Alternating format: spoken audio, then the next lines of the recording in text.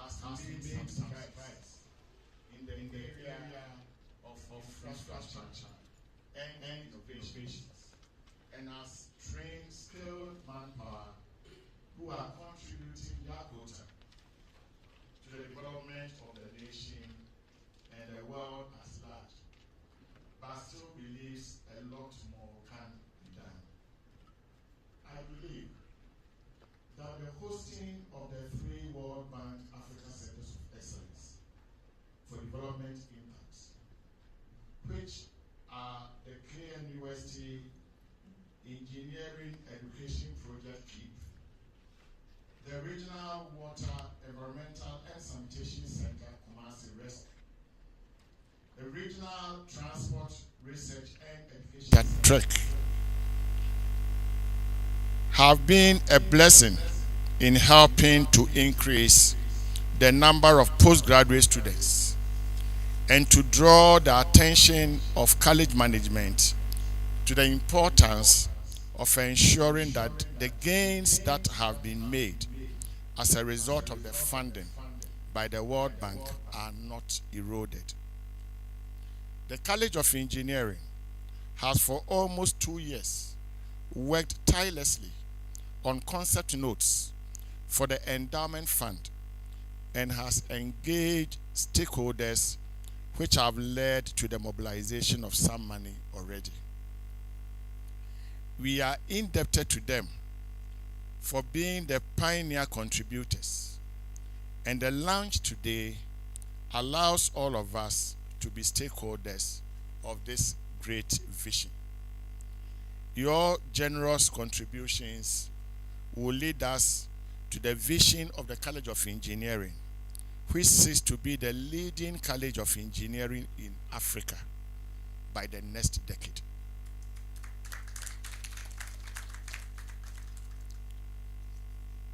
The college has put necessary arrangements in place to manage the funds. The maiden board of trustees is made up of industry players from Ghana Gas, Associated Consultants, Vodafone Ghana, Cosmos Energy, and the Millennium Development Authority. The functions of the Board of Trustees include: 1. Take decisions to reasonably incur all expenditures using funds guidelines. 2. Lead and champion the resource mobilization drive to ensure the fund's rapid growth. 3. Open and manage the bank account of the fund. 4. Submit to the University Authority and the College of Engineering quarterly and annual program reports and financial statements showing inflows and outflows of the fund. 5. Advise the University and the College of Engineering Authority on matters that, in the opinion of the Board of Trustees, deemed reasonable to get the attention of the University Authority. Ensure a growing stream of revenues from the endowment to support each year's expenditures. Ensure sufficient reinvestment so that the value of the endowment is maintained relative to rising costs over time. And lastly, permit greater predictability in budgeting by smoothing out year-by-year fluctuations in earnings.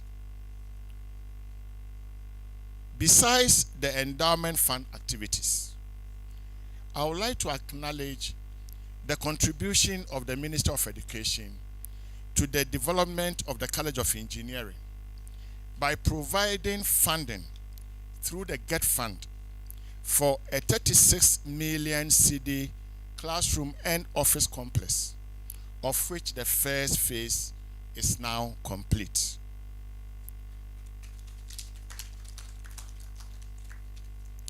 Distinguished ladies and gentlemen, I want to announce to this gathering that in addition to the Volta River Authority's contribution to today's Endowment Fund, VRA has also signed an MOU with KNUST to establish 3 professorial chairs in the College of Engineering under the Office of the Provost, which will be unveiled formally on the 25th October 2022.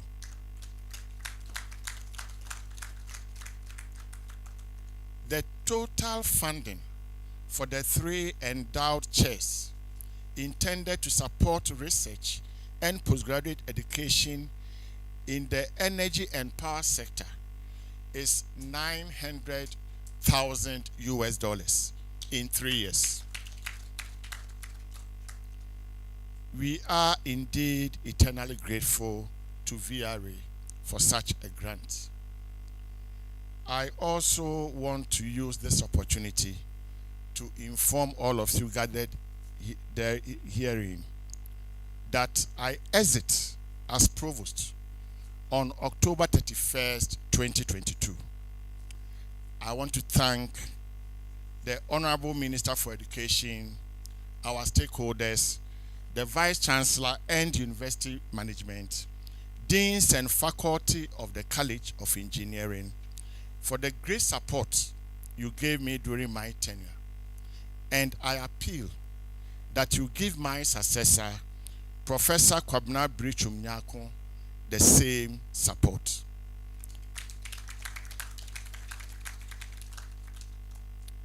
I want to thank you for your kind attention, and may the good Lord bless all of us.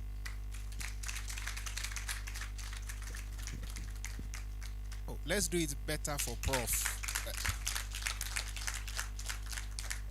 Prof, we are not sure if this is your last speech. So we've had the opportunity of listening to the last speech of the. It's not there. You have another one. Okay. They said we'll make sure you have another one before you go. Before we move on, engineers, we do everything proper. So if you need to use the washroom, you go out through that door, you turn left. Males turn left, females turn right. We are in Ghana, so we turn left and then to right to the male and the female washrooms. That's how we have it over here. And in the unlikely event of an emergency, you can actually go up the same way that way, or where the cameraman is, or you can come out right over here. I'm close to that exit, so that you can find your way to safety. We know nothing is going to happen. Engineer Prof. Na prayed for us at the beginning. We are going to introduce our chair. In fact, our chair has almost been introduced already. But what VRA has done and what they are continuing to do, he has to be introduced properly. And there's one thing, Prof, you said.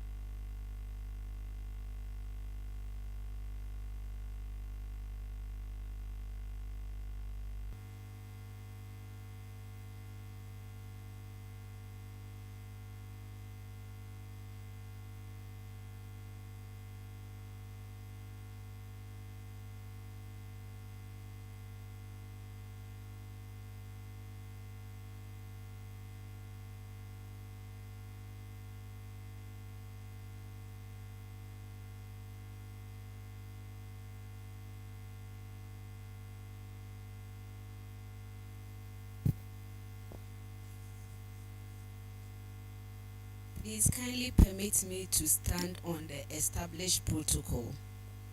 I deem it a great privilege to introduce the chairman for this eminent program. Kindly permit me to share a few background about the chairman. He holds BSc Civil Engineering at KNUST, MBA in International Oil and Gas Management from the University of Dundee, United Kingdom, and Masters of Public Administration from University of Harvard. He is a member of several professional bodies such as GHIE, SPE, IHA, AIPN, IEEE, and GISCM. He started his career in 1985 at Volta River Authority, VRA, and served in various capacities until 2002. In the same year, he was appointed as the Director of Power under the Ministry of Energy till 2009 and returned to VRA. In 2012, he worked as a private engineering consultant till 2017. In that year, he was appointed as the Chief Executive at the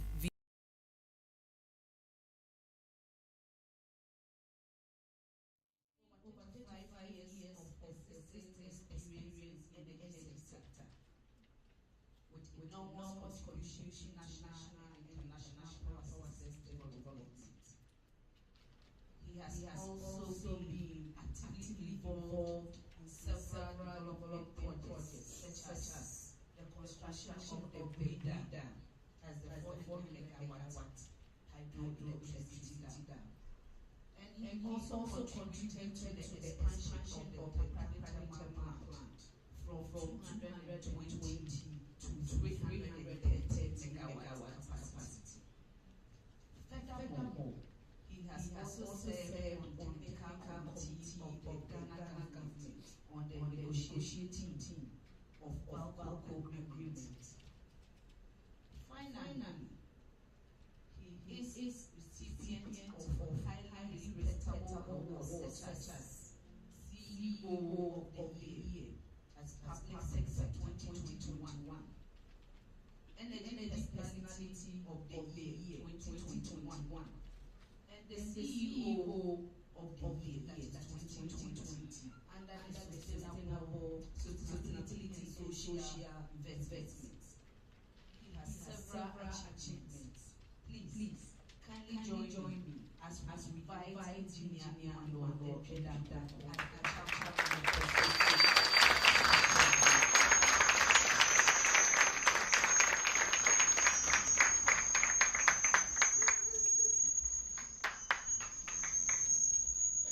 Thank you very much. My name is Akwa. I'm not so that you missed. I think she actually did it. Let's take off.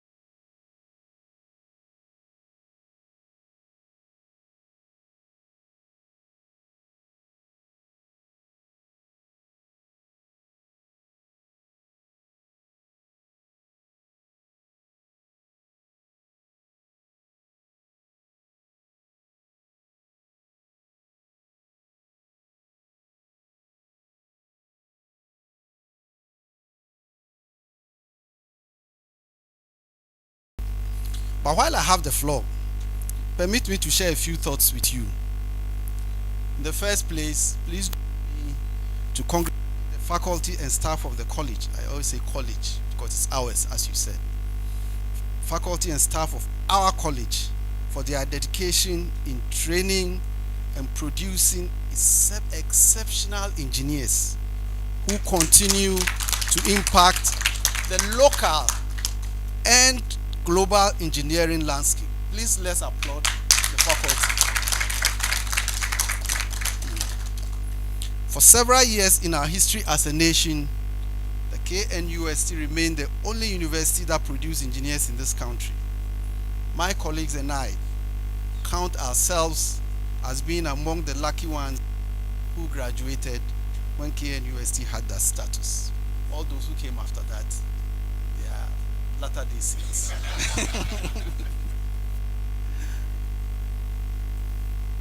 Mr. Pro Vice Chancellor, ladies and gentlemen, you will agree with me that the college did not only produce ordinary, as I said earlier, but engineers of class, of prowess, and of intelligence. Due to the broad training received, graduates of our college have turned out to be great ambassadors of the KNUST as a whole. Not only the College of Engineering, but the entire KNUST. We've been great ambassadors. For me, as the chief of the Volunteer Authority, and my colleague Amuna, I always like to introduce him because we started this together. As a proud alumni of the College of Engineering, we can attest to the fact that the story of our nation's development can never be told without reference to the significant contributions of engineers trained by our own college. The achievements are notable. They are countless. I'm not going to enumerate them here. What I'd like to say is that, colleagues, engineering is a major contribution to national development in many respects. But more importantly, it is worth every extra investment. Let's invest in engineering education. And talking about every pesewa well spent, it is therefore an obligation on us as proud alumni to give back to the institution that has made us what we are today. That's an obligation on our part. We don't need to even ask us. We should have done that as our own personal citizens.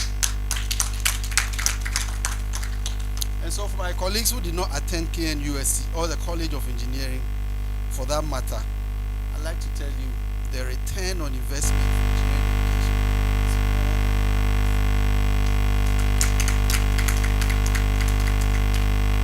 So I am particularly enthused by the significant increase in the number of female graduates from the college.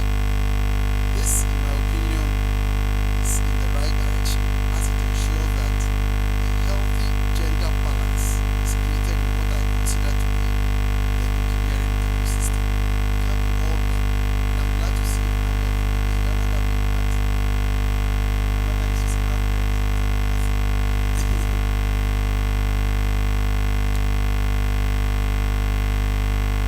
This will reduce the lingering stereotyping of engineering being the sole preserve of men. To let them go to the class. And this is another area of where the College of Engineering could assist in unlocking the potential of students, in particular women. So, ladies and gentlemen, I would say it's gratifying to know that the College of Engineering, with its limited resources, continues to diversify its research efforts and develop scientific and technological innovations in spite of all the challenges. Therefore, the establishment of the Endowment Fund is timely as it will support the provision of additional resources to enable the college to improve upon the delivery of its mandate, including enhanced research for the faculty, which is extremely very important, and an enabling learning environment for students, scholarships, etc. I'll move it up.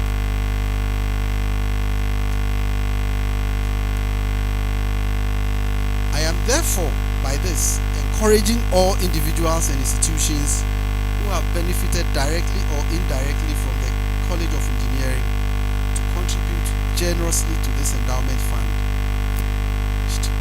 in a few moments. I'm very optimistic that all and sundry, including the government, industry players, mining, Coca-Cola, etc., and all other stakeholders will willingly and graciously donate towards what I consider to be a very, very, very good cause. And I've been assured that everyone who contributes will be given the due recognition. Conclude and take my seat. Sure, ladies and gentlemen, and my colleagues here gathered, Delta River Authority will support the endowment fund as part of what I consider to be our corporate social responsibility. And we will make annual donations to the fund. It won't be a one-time thing. We will make annual donations to the fund. Further, it's also my expectation our own Society of VRA Engineers, that's a group of engineers in the authority, will in a separate arrangement also donate to the fund. Bedu is here. He's here. Yes, make sure you grab him. And so on this note, it's my singular honor, especially as a proud alumnus of this great institution, to declare that the KNUST College of Engineering and Fund is duly launched.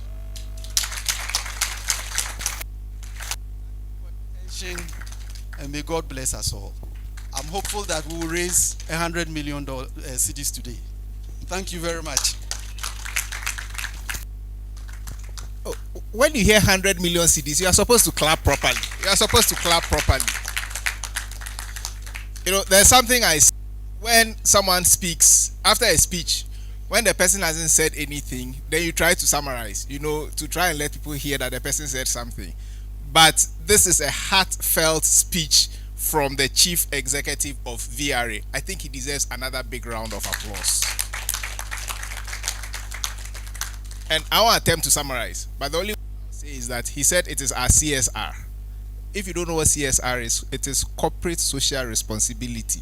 What the university has done for us, each and every one of us should have been supporting the university one way or the other. And ProVC, in fact, supporting the College of Engineering, to be more specific. So we'll do both. But for some of us, the College of Engineering, what it has done for us, we know it. You know, when you hear people say, and engineers in Ghana, what if we were not here, what we haven't done would have been seen. And you know, I like he talked about gender, so I'll say this one. A story is told about a man whose wife was a housewife. He said, when I go to Accra, what do you do? So one day when he went, she decided not to do anything. So when he came back home, he saw the children, Cerelac on the floor, diapers, and he ran to the bedroom. Then the woman was in the bedroom, lying down, reading with her legs crossed. What happened? She said, the thing you said, what do I do? Today I didn't do. That is what that is what you are seeing over there. So there's something which is done, but sometimes we don't see. What engineering has done to this country called Ghana, you have no idea. And I have the privilege of working in the sub-region. And it is very interesting, ProVC.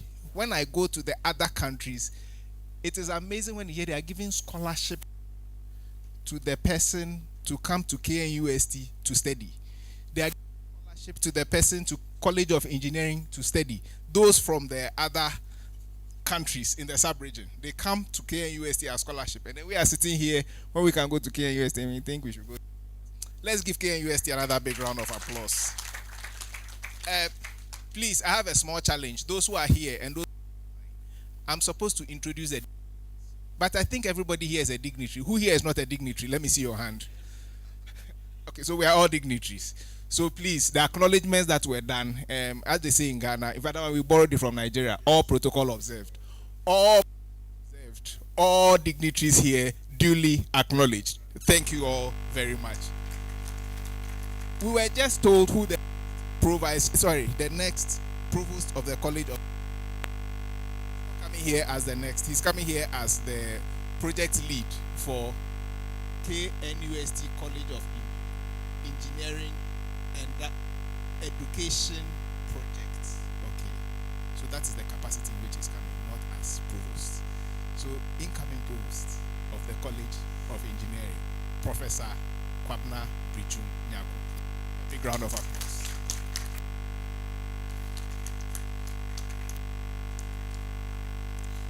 Thank you, Facilitator Engineer Harold Deseku, for the kind words, and good afternoon to you all. Let me also stand on the existing protocols and try and acknowledge the chairperson for this August occasion, Chief Executive of Volta River Authority, Engineer Emmanuel Entry Dakwa, the Pro Vice Chancellor of Kwame Nkrumah University of Science and Technology, representing the Vice Chancellor, Professor Alisa Usudabo, my Provost, that is Provost of the College of Engineering, Professor Mark Adoma Samoa, Provost of the College of Health Sciences, Professor Christian Ejare. I see a lot of deans here. Deans from the College of Engineering and other colleges in KNUST, staff members of KNUST, my president, Ghana Institution of Engineering, esteemed engineering firms and institutions, cherished alumni of the College of Engineering, KNUST, media houses present, ladies and gentlemen. Allow me to thank you for taking time off your busy schedule. MC said you've not taken time off your busy schedule because this is part of your duty. So thank you for honoring part of your duty. Let me tell you a story. A university established about 4 centuries ago has an endowment of almost $60 billion. $60 billion. For the past 3 years, the endowment has been contributing $2 billion every academic year, and that represents 1/3 of the university's income. The university is Harvard in US, and I think our chairperson attended Harvard. An alumnus donated $400 million endowment to support the School of Engineering. No wonder the school has been renamed the John Harvard Paulson School of Engineering and Applied Sciences. I am not suggesting that today someone will cause us to reconsider renaming some of the faculties, departments, or even colleges. Engineer Chair, ladies and gentlemen, my task is to provide a background to the establishment of the Endowment Fund. And I'll cover a few aspects. The concept of the endowment, rationale, targets, and how the fund will be managed. Engineer Chair, the Endowment Fund is a gift to the College of Engineering, KNUST, to provide funding support indefinitely. What it means is that the principal amount will not be spent, but it will be invested and part of the returns will be used. For example, if the endowment makes a return of say 15%, the Board of Trustees could decide to allocate 10% of the endowment every year to support the activities in the college.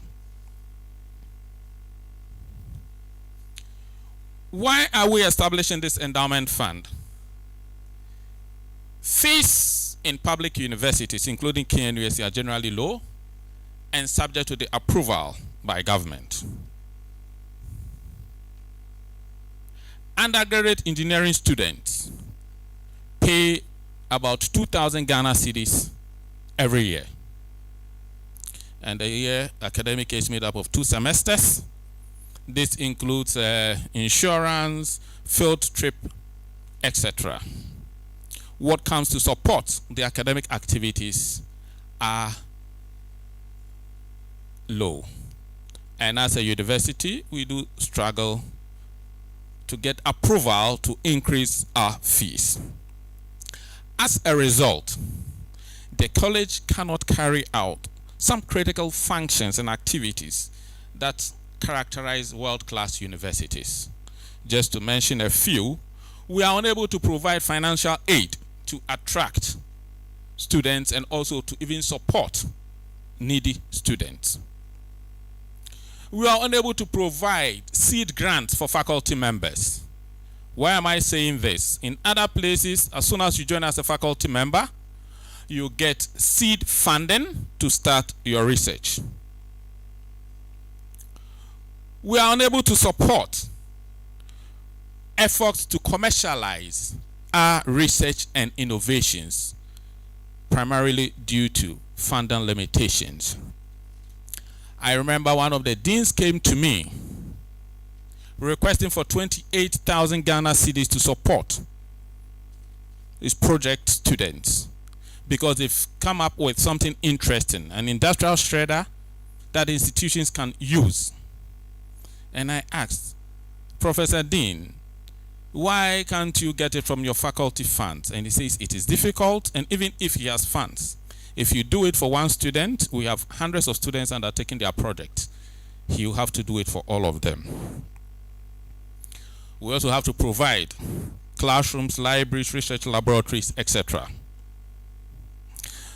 Engineer Chair, distinguished ladies and gentlemen, postgraduate enrollment in the College of Engineering increased from about 500 in the year 2018-2019 academic year to 850 in 2021-2022 academic year. And if you look at the trend, it's been growing at around 8%.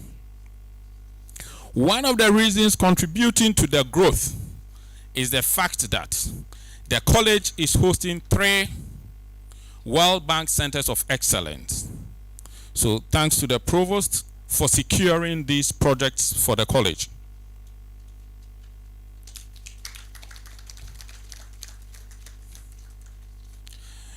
The projects will be ending next year.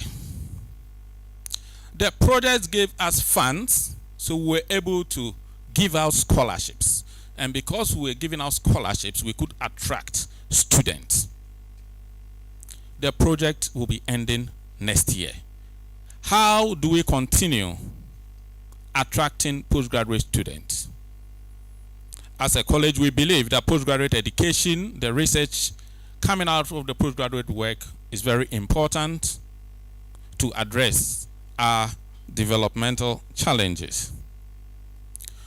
Based on the issues around the sustainability, the World Bank centers informed our sector advisory boards and were encouraged to establish the Endowment Fund. For the KNUST Engineering Education Project, one of the centers, the chairman of the board is here. That is Engineer Asariaboa. He has been instrumental. He has given us all the support to be able to establish the fund.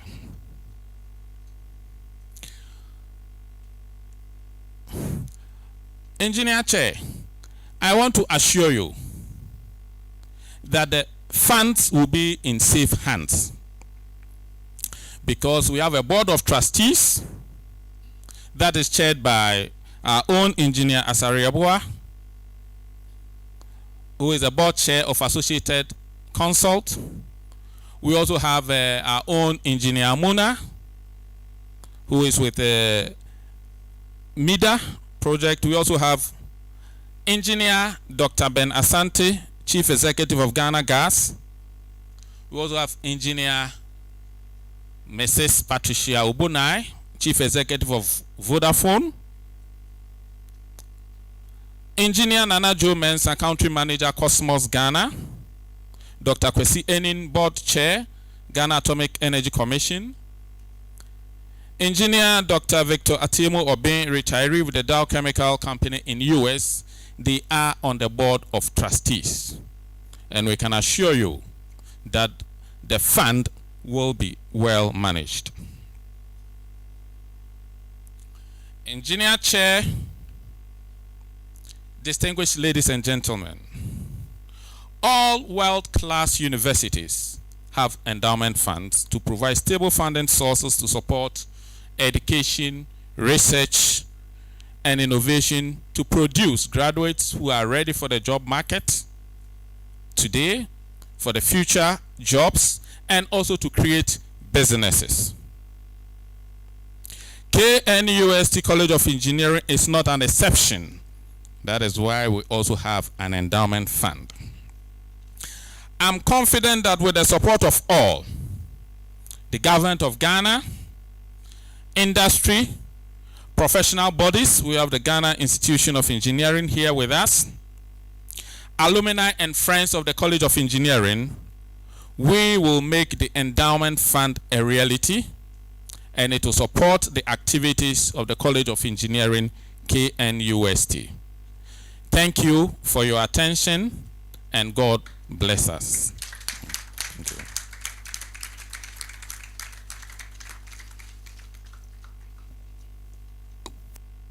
Thank you. Let's put our hands together for Prof once again. As he was speaking, picking on from what our chair said, corporate social responsibility, whether you are online or whatever, start getting ready to give. I have to speak all the local languages. We are here to give, to support the College of Engineering. The way the place was quiet when he mentioned Harvard, what they have in their endowment fund. They say little drops of water make a mighty ocean. How do you say it in Chi? Kakra na kokonu monsieur. And how do you say it in Ga? Few that they don't call Betway. That's what they say. When you are translating a proverb, you don't translate it literally, otherwise it becomes meaningless. So that is what it is. So little by little, we will make the KNUST sorry, let me be more specific. KNUST College of Engineering, Provici. KNUST College of Engineering Endowment Fund. We are going to make it big. We are going to make it grand, and we'll be the #1 university college of engineering in Africa and beyond. Another round of applause for us. We have a few remarks that we are going to take. The next is from the ACE Impact. Millicent, the boss is in the US at this moment, so Millicent will stand in the gap. Irene, Irene. Reverend, standing in the gap. Thank you so much, and welcome everyone. I think that I'm doing this, as he said, on behalf of the project manager who is on her way to Washington for the high-level meeting. We hope that they come out with good news of probably giving us another fund for the engineering college. So thank you so much. The chair, engineer, I want to start on the existing protocols and then just move on, since we are here to take money. That's what we need. And so all protocols observed. And then, as I already said, I stand here to represent the project manager of the ACE Impact project of the World Bank. And then the AAU is greatly honored to be invited to the launch of the College of Engineering Endowment Fund, which seeks to provide stable and predictable funding to raise the image of the college as an internationally recognized center of excellence in engineering education. On behalf of all the stakeholders and partners of the Africa Higher Education Center of Excellence for Development Impact Project, ACE Impact, I wish to extend my heartfelt congratulations to the KNUST College of Engineering for this great initiative.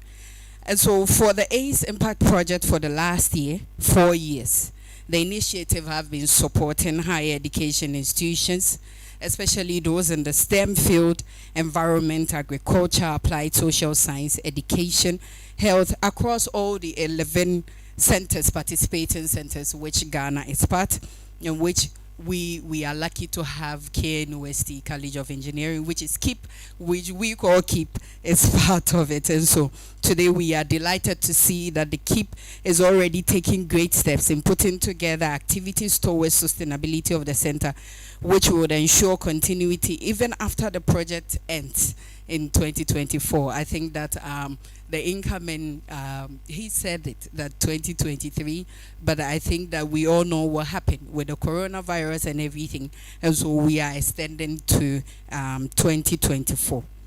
And why is the endowment fund necessary, and why is it even important? So all around the world, I think that this has been said over and over, the universities and other educational institutions have benefited greatly, and for a long time, endowment schemes, which essentially involves the investment of assets to generate income for long-term education and research goals. It has already been mentioned, and we'll mention it again: Harvard, Yale, Stanford, Princeton, we close to $200 billion as at 2021 are fine examples, and I think that we are on the right foot to do that. In Africa, university endowment schemes are not so common. However, a few universities, particularly in South Africa, have adopted the concept and are making significant progress, with the University of Cape Town generating $10 million. In Ghana, similar schemes have been launched, highlighting the acceptance of the practice as a sure way to sustain institutional projects. These include, in recent times, the University of Cape Coast, University of Ghana, and the University of Development Studies, and the KNUST as a whole are also part, and also among the mentioned Sunyani Technical University. The KNUST College of Engineering, or what we call KEEP, and the project is part of a network which is called West Africa Sustainable Engineering Network for Development, WASEN, that focuses on enhancing access to energy and digital development, has made significant progress in collaboration with its partners. Relationships have been established with the Royal Academy of Engineering and several academic exchanges which have been facilitated between Ghana and the Gambia. In addition, the college has successfully raised close to $1 million from external sources over the first 3 years of the ACE Impact Project. I think this is laudable, and we should clap for them. Against this background, and having engaged with the college over the past few years, the AAU, the project, and its partners are confident in their ability to grow and maintain this endowment fund as expected, with due attention to responsible investment that considers societal change. So on behalf of the ACE Impact Project community, we wish the management of the Endowment Fund all the best as they implement this commendable initiative. And we look forward to sharing your progress stories with the wider ACE Impact Project in the near future. Thank you so much for your attention. Thank you very much. Very inspiring. It's not everything that is happening in Africa, it is happening. And KNUST will be above everyone very soon. Thank you very much. Next, we have the next person to speak. He's the Industry Advisory Board Chairperson. I enjoy introducing this person very much. I enjoy introducing him very much. When I finished the university, he was a president. At the time I finished the university, 27 years ago, he was a president of the Ghana Institution of Engineering at the time. And in addition to that, we went to the same secondary school. And he was 25 years my senior. 25 years my senior in Achimota School. 25 years my senior. I like to repeat it. Frederick Asare Yeboah. The floor is yours. If you talk Okay, now talking. Also, I'll pause over here as he comes.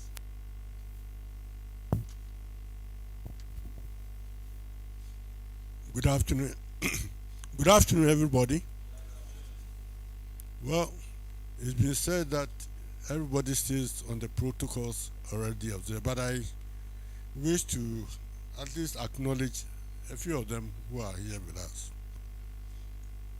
Mr. Chairperson, Engineer Emmanuel Enki Dakwa, the Pro Vice Chancellor of KNUSC, my own university. Interestingly, when Engineer Harold Eseku was talking about KNUSC, we were the early ones in the university, and we left the university in 1969. That's quite more than a generation ago. The provost of the College of Engineering, Professor Mark Aduma Samuel. Special invitees, my colleagues on the advisory board who are also here with us. Distinguished ladies and gentlemen, every country's development is very much dependent on their engineers who should be highly skilled and in large numbers. That is, we must have a critical mass of engineers to have the nation develop. Examples of successful countries in this regard are the USA, Germany, Switzerland, Singapore, Malaysia, South Korea, and China. A lot of projects push forward the boundaries of knowledge. Research brings out innovation, new techniques, and new knowledge to solve pending problems. Engineers work closely with nature, and nature constantly surprises. Currently in Ghana, there is the need to engage in more research to deal with the many surprises that nature springs up on us. We need to research into more efficient methods of using and reusing local materials, and this can best be done when research is encouraged locally. We cannot continue to be learning about London clay when we have our own tropical clays here.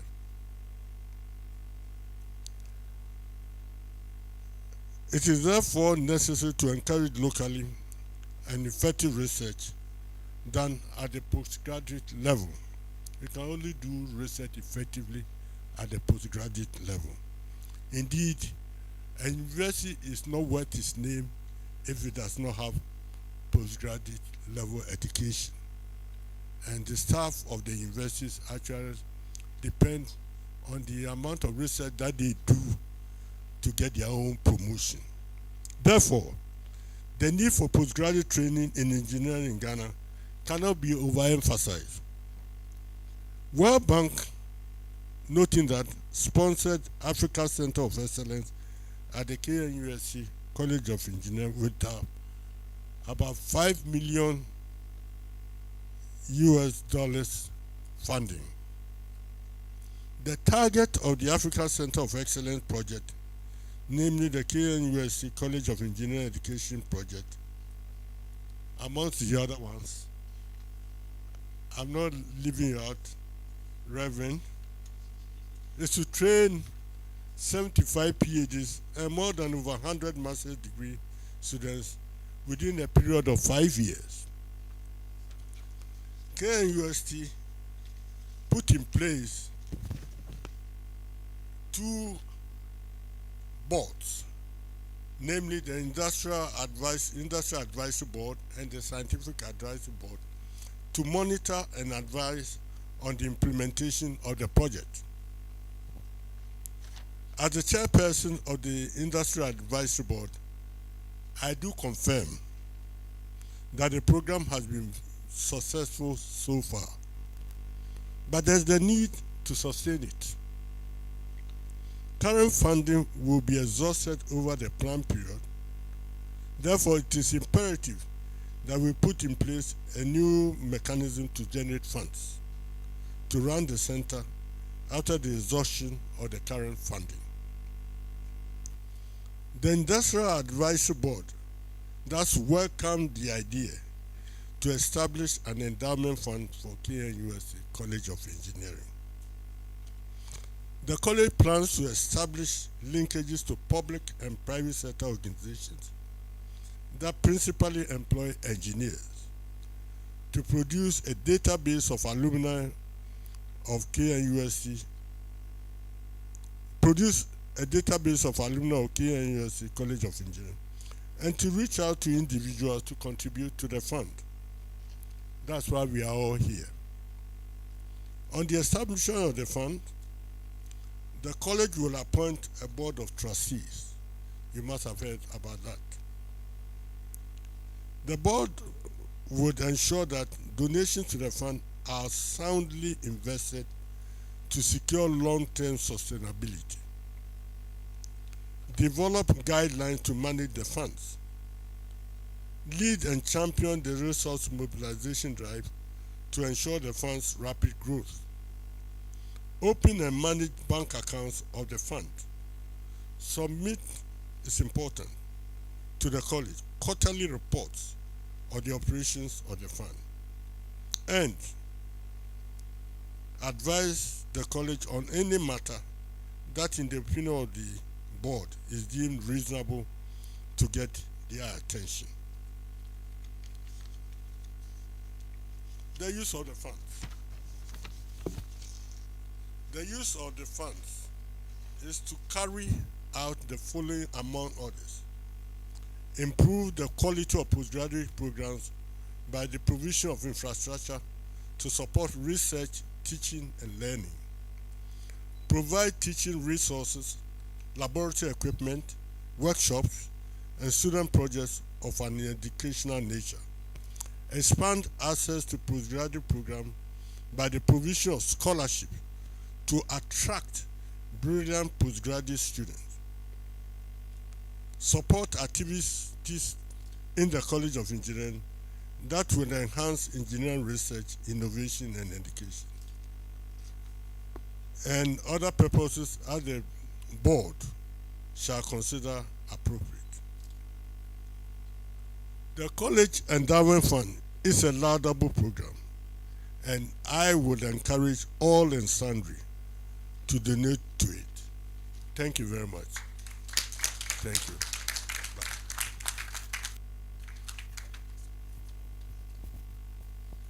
Let's put our hands together once again for Engineer Asari Aboa, who is the chairman of Associated Consultants as well. We have in our presence the education in the person of Dr. Ya Osei Educhum.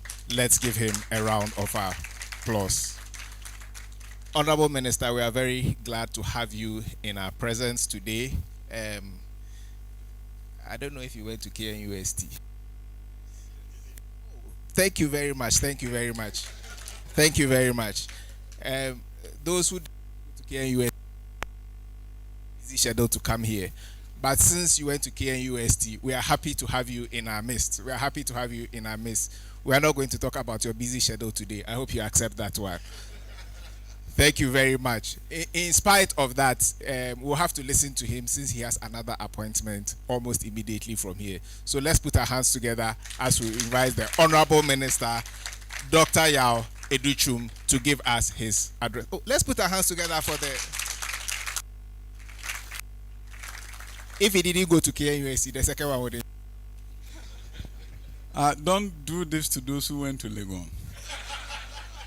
I go to events at Legon and I sit there, I grind my teeth, everything about the premier university. Without us, Ghana would not be in existence.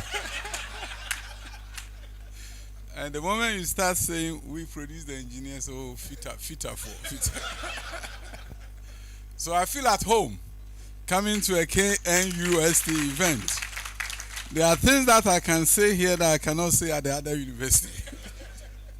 And I'm so glad you came to Accra. The Chief Executive Officer of VRA, the Chief Executive Officer of, let me take a look at this. Magdan Group. Oh, okay. The famous man, is he here? Oh, no, he's not. Okay. Pro-Vice Chancellor of University of Science and Technology, KNUST. We used to call it UST. And then they brought the KN. And our provost is here.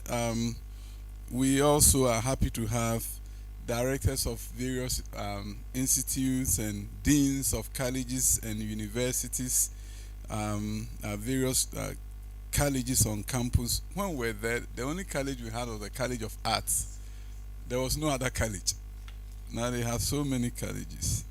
Esteemed engineering faculty is our friends from the media. It's indeed an opportunity to be here. I'm so glad I got a chance to come. I almost did not come, but I couldn't afford not to come. We are still talking to UTAG and GAWA and threatening with a strike. So I had to run there and told them I'll come back in 15 minutes. Otherwise, they will say I disrespected them. So some of you are members, so I have to be careful. I have to be careful. I think when it comes to engineering, I feel at home.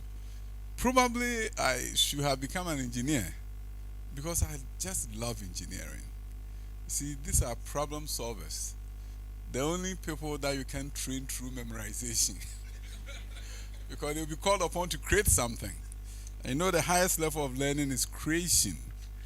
There's something called the Bloom's taxonomy, which is like how you build a house in terms of how you teach. And the Bloom's taxonomy is always about evaluation, synthesis, highest level of learning. And recently they discovered that the highest level of learning is rather creation. So if we're teaching a course on the environment, we're talking about pollution. If you ask causes of pollution, why pollution is bad for your health and all those things, you are the understanding level, the lowest learning possible that you can do. But when you move on and you are not evaluating even how to combat pollution and all those, but when you say a group of students or the class should create a city without pollution, then they are coming to have to work together, collaboration. Then they have to think creatively to see, how will the city without pollution smell like, feel like, look like? So the kids are thinking, the students are thinking. If it's at the high school level, they are thinking.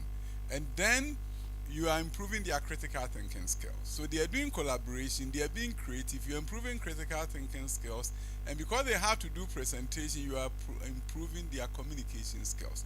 So creation allows you to do the 4 C's. And that is how you create a group of children who are not memorizing their way out of poverty. As you heard me say at the United Nations, I hear it's travel over the world and people are commenting about it, that you can't memorize your way out of poverty. But that's what we've been doing. We've been memorizing our way. You go to lectures and take notes from the professor. And the most miserable class I took at KNUST was land use planning and administration, taught by Professor Kasim Kasanka. I hear he's still around.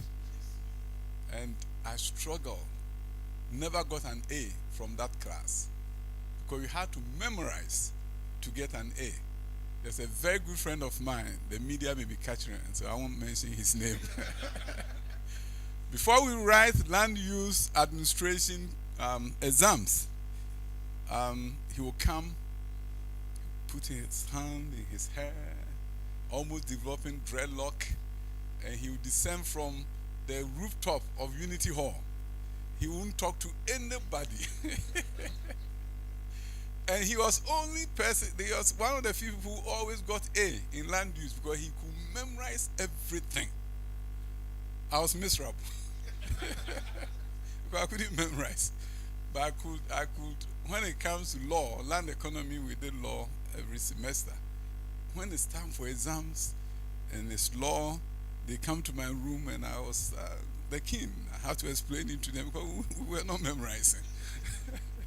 But when it comes to memorization, there were those who the system favored. But I want to tell you that invariably the gifted and the talented of our class in our classrooms were not the ones who were top of the class, because they don't have the brain to memorize. That is the lowest level of learning. Some professors like it because they say when they are grading it's so easy. Is there any professor here? They say that when we are grading and you give it to us verbatim, it's so easy. Easy. But he did not add value to what you taught him. He just gave back. And in fact, if he was memorizing your book, that would be plagiarism, right? Now of Ghanaian students go abroad and get into trouble because they are known to look at a textbook and memorize a paragraph and write it so well. And the professor is saying, you're in trouble, because now they have a software that will let them know that you have plagiarized.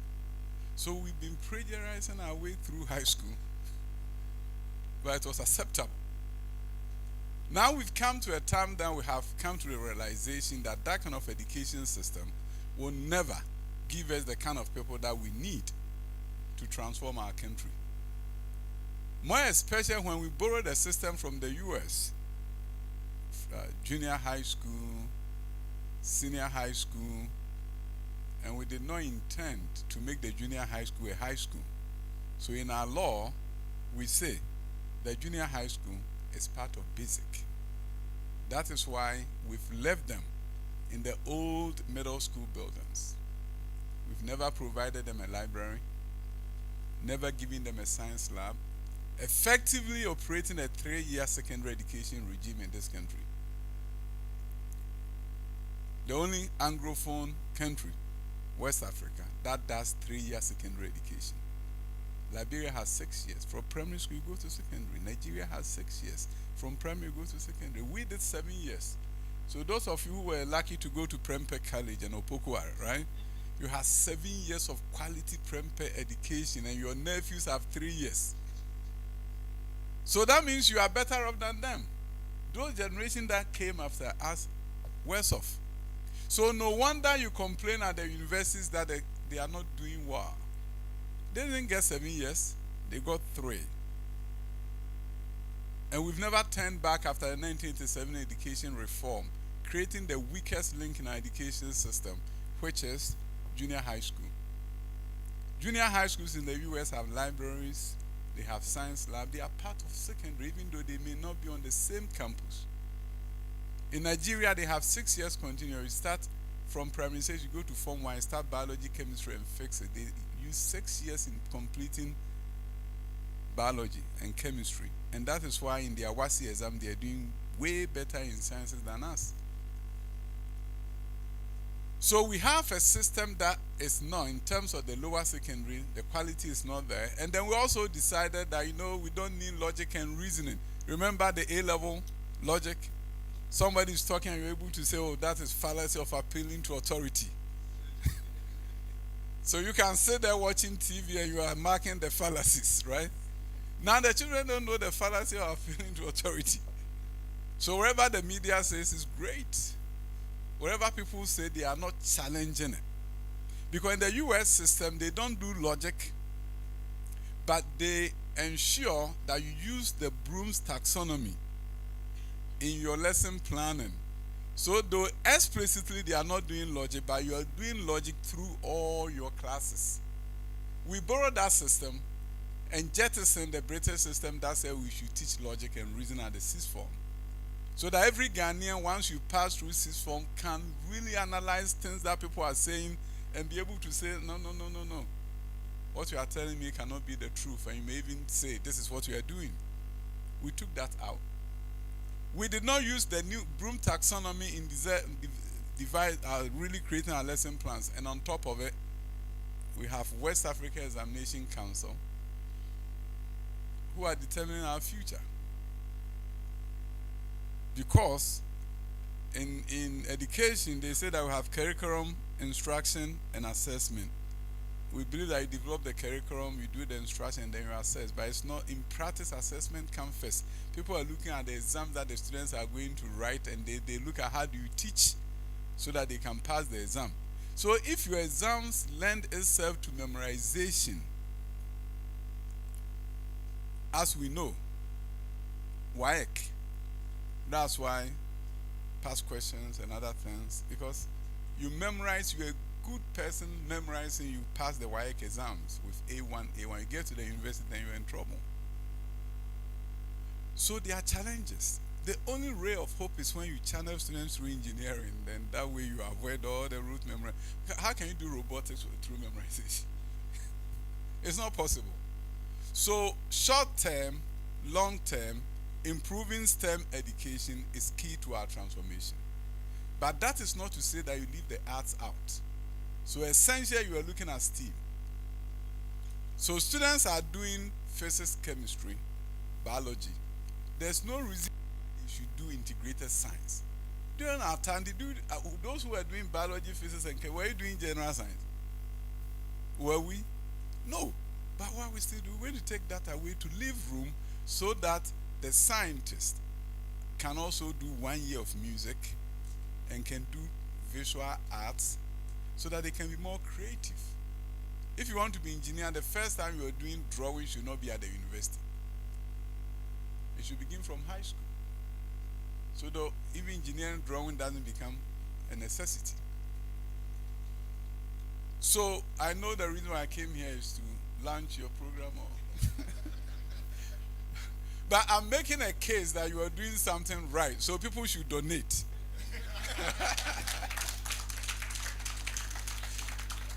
People should support you because engineering is our hope. I hear there are a number of bankers who did engineering, and I'm not surprised. Politicians who do engineering are most of the time very creative. Senior Minister Raul Safumafo and the late P.V. Obin, they are all engineers, right? Why are they so smart? There's something about engineering. So I love you guys, and I want to make sure our nation does better. And I'm so happy to have a president who is so much interested in engineering. We're building engineering, what we call STEM centers. They finished the Accra High. We're going to open it. And this is going to allow us to create what we call in America schools within schools.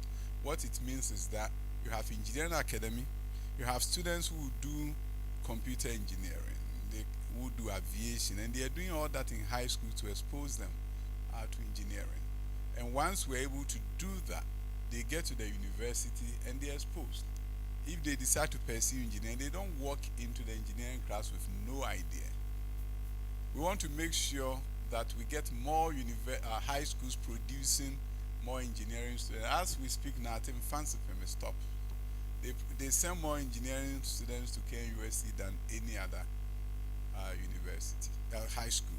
The first time a girls' high school show up is number 12, and that is Wesley Girls.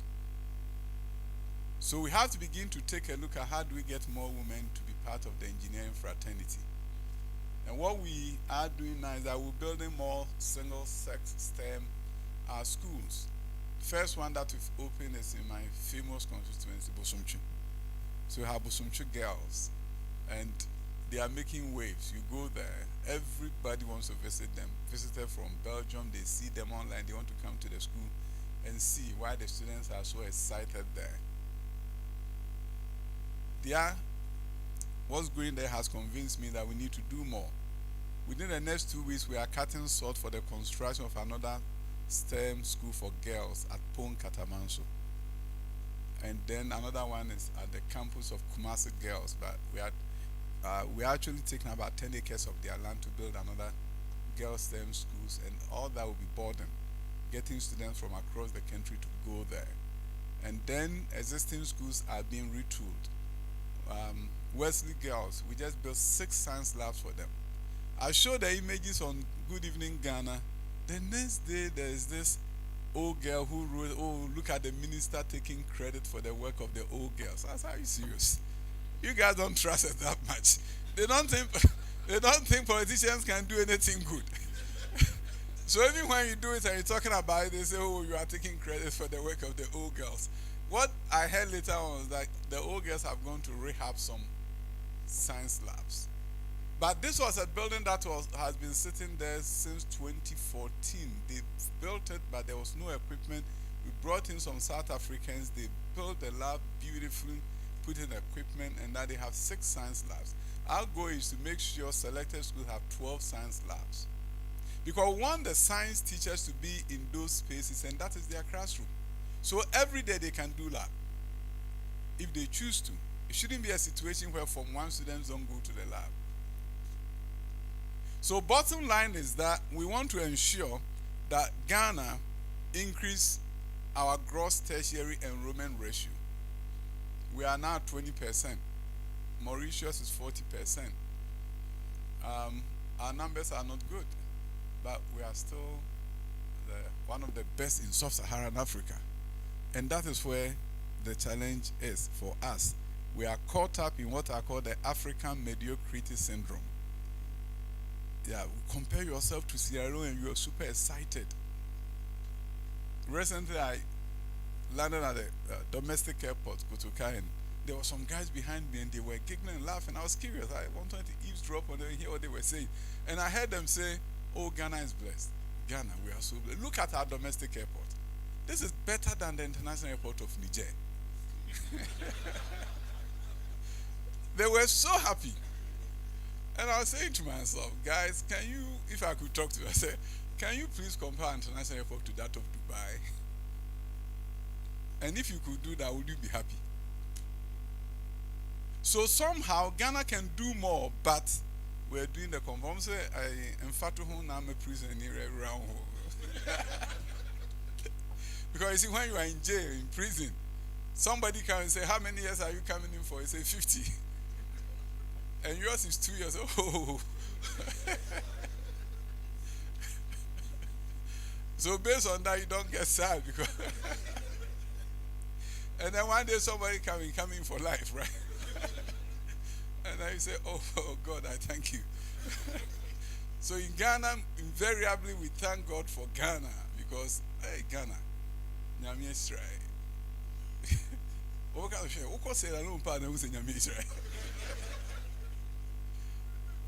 But if you go to South Korea, would you be able to say that? We were richer than them in 1960. Now what they did was they started industrialization just like Kwame Nkrumah started with us. Started building factory. But what the South Koreans did that was very different is that the companies went to the government and said you need to improve education. You have to improve engineering education, you have to improve education, literacy levels, so that we can get the requisite manpower to man these industries. And that's what they did.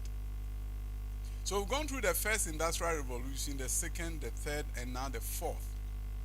Are we going to sit here for another country to come and ask, as the South Koreans came there and asked us 3 years ago that, how did we get better than you? They came to give us money to build the Bunsu School of Engineering and Agricultural Science. We met with them at the Ministry of Education and they said, hey, let's show you some graphs. They projected and showed us the graph that compared Ghana and South Korea per capita income, 1960. We were way ahead of them. They were behind us. And then they said, how did we get ahead of you? These are South Koreans asking us that. To me, it was a day of shame. And then we were just sitting and said, okay, we want to tell you we are not better human beings like you. But let's show you the last graph. The last graph was the gross tertiary enrollment ratio of Ghana and South Korea. Doing the gross tertiary enrollment ratio calculation, if this was a village, you look at those between the ages of 18 to 22. If there are 100 of them, and you also look at all people going to tertiary, whether they are 50 or 60 or 18, and you have 10, that means that village has a gross tertiary enrollment ratio of 10%, 10 over 100. So they showed us the graph, and Ghana's gross tertiary enrollment ratio at the time was 16.19, and theirs was 93.6.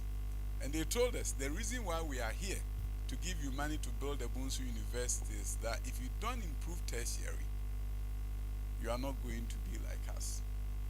And your tertiary should be a tertiary that also move industry,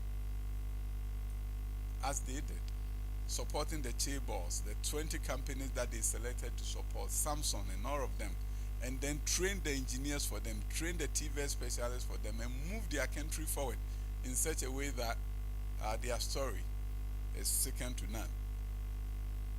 Vietnam is producing 100,000 engineers a year. Now, Vietnam is the toast of the world. Every company wants to locate there. Samsung has its largest manufacturing plant in Vietnam. They came out of war. They are moving. In fact, Vietnam is participating in PISA, Program for International Student Assessment, and they are beating Europe. One year they went there to investigate them because they thought they were cheating. So they are 90 million, we are 30 million plus. They are doing 100,000, we should be doing 33. And Prof, how many are we doing? About 7,000? 6,500 engineers a year, and somebody is doing 33. If there's a company in America that wants to establish a manufacturing plant, they will go to Vietnam, they won't come to Ghana. So we have work to do to produce the critical minds and a mass of them so that we can innovate ourselves out of poverty. In America, they say that there's an expression called a kid in a candy store. So if you send a kid to a store where they sell toffee, they are so excited. So being here is like a kid in a candy store, being among engineers, right? Because that is my passion, and gotten the president to really lead it. And we could do something different. But it's not going to be your regular engineer. We need to support them to give them the requisite tools so they can teach it in a different way and lead the effort and the transformation of our nation. So the School of Engineering, KNUST, we truly appreciate the work we are doing. That's why the government has also invested building some new blocks for you, and it's moving so fast. And I hope we'll get it done, put the equipment in, and to complement the efforts of every one of you. I just want you to know that I'm a politician and a teacher. In both professions, you have to talk. Since UTAG is waiting for me. Yeah, you always have to remind yourself, I'm a politician, I'm a teacher. Be careful. Don't overstay your welcome.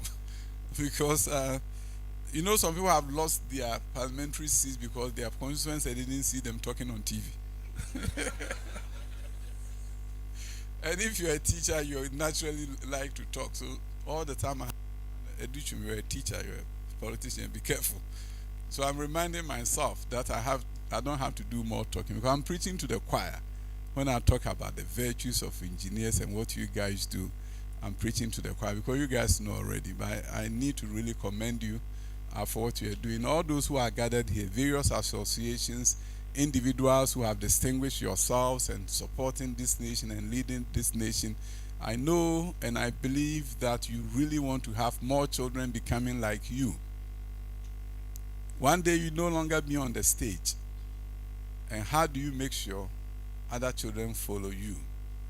I want to go on record as the politician who produced more engineers than anybody.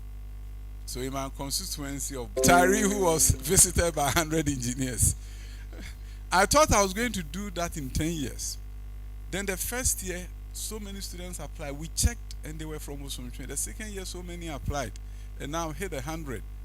Those doing medicine and those doing engineering. And this is the first time some communities are seeing future engineers. Never happened. You go to Bedas, a village in my constituency, and a young woman is at UMatt going to be an engineer. Parents who came to the orientation could not pronounce engineering.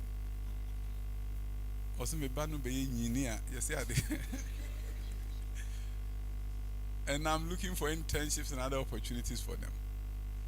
I want Bosomtwi to have the highest per capita of engineers in Ghana, compared to any district. But I want to do the same for this country. We've started the Rural Engineers Program. We are so grateful to BOST for supporting us with scholarship for 50 of them. And that is my next step, that we produce more engineers coming from deprived communities and coming from rural communities, so that we can be equitable. If it's our children, they will succeed. But we also have to understand the talent pool is not just coming from our families. The communities whose talents have now been put to the disposal of the country, rural communities and zongos and inner city. Inner city is when you go to Ahojo, the inhabitants of Ahojo, people who came from Ahojo, the people whose lands are all gone. They are living in abject poverty. Go to Asokwa, Old Town. Go and see. Go to Amekom, Old Town. These are the inner cities of Ghana. Jamestown, Choco, the people who originally come from these places are so disadvantaged. They are the landless class of Ghana. So when you do outreach from the university, don't forget them. You go there, you can see poverty face to face. Education is the only way out. So when I go to Kasi, I want to go to the inner city, the original inhabitants of Kasi. If I improve their lot, I'm bringing more equity into the system. So as you offer scholarships through the generosity of people gathered here, please do not give it to my son if he comes to your university because he doesn't need it. But there are some whose storyline will be different because we extended opportunity to them. Because of the double track, there are so many students who have qualified to go and do engineering, but they don't have the money to go. Why am I saying double track? It's because Presec got the opportunity to offer Presec quality education to 50% more students because of the double track. Prempeh College did this, and Fancy. So all the gateway schools that produce engineers and doctors increased their enrollment substantially, and we gave 30% of the enrollment to rural children and children from disadvantaged background who public schools. So you can go to St. Augustine's now and find somebody from a remote village at St. Augustine, at Chimota, and all these schools, and they are qualifying in huge numbers to be able to come and do engineering. They need a helping hand. So reach out to them and replicate what we are doing in Bosumtwe. Whatever money you have for, those children will be worth spending on them because their story is going to be a story of children who had no opportunity and they came to Ken University and their destiny changed. Somebody is saying it's the money, right? So please, be generous. They haven't asked me for anything. Yeah, they don't. Yeah, in other places that I know, you go to them and ask the person contribution that we're expecting. You've gone to the big people, but some of small people can give you.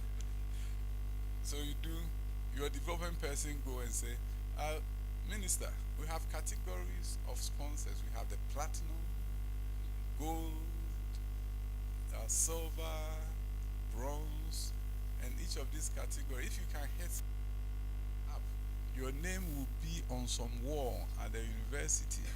And I'm saying to myself, I want my name there. Extra motivation. You have it. How much you put somebody's name on the wall? 1 minute. Hey, that's too high. It has to start from somewhere. 50,000 will put your name on the wall. Oh, no, but even if it's lower, your name is still there.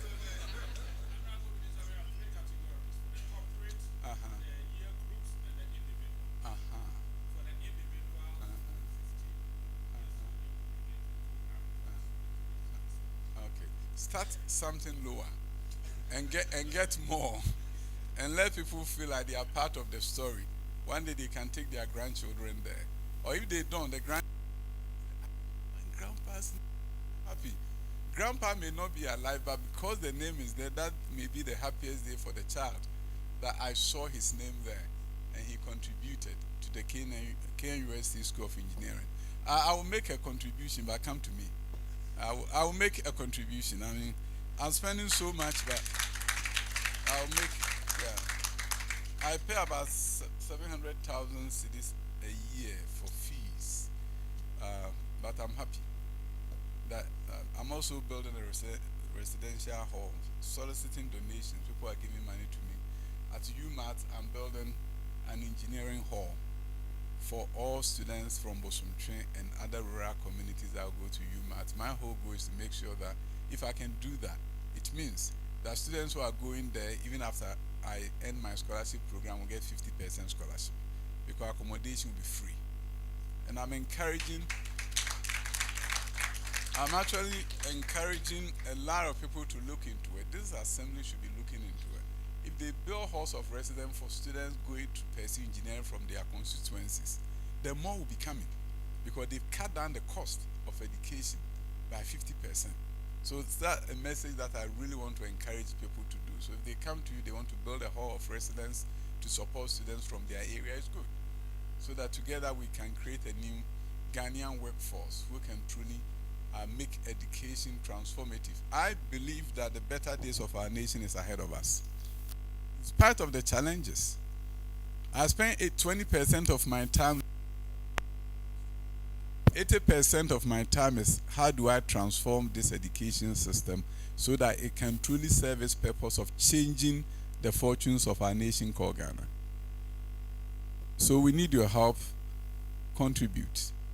Be assured, my name will be on your wall.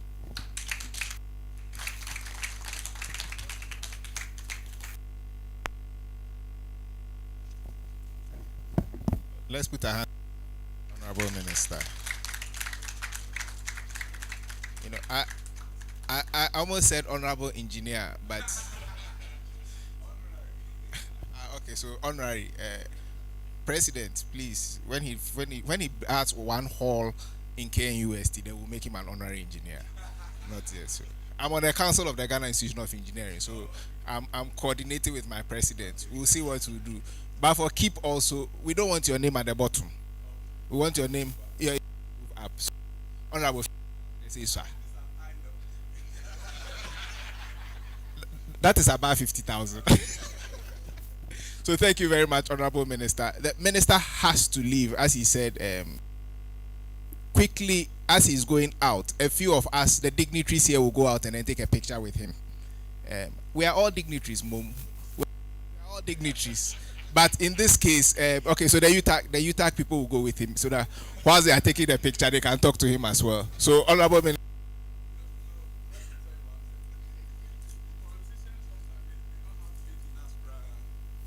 They will think so about Ekasanoko. So I will make a contribution of 50,000. Thank you very much, Honorable Minister. So we'll ask all the chief executives. All of us are, I almost said we are all honorable. The chief executives, the deans, the heads of departments, the provosts, etc. Please, let's go out with the Honorable Minister. Presidents of presidents of chief executive VRA, chief executives, director level, private organizations. If you are a CEO of a private organization, join them and go. You are a director, whatever. Please, UTAC, please don't talk too long and come back so that we can finish our program. Thank you very much.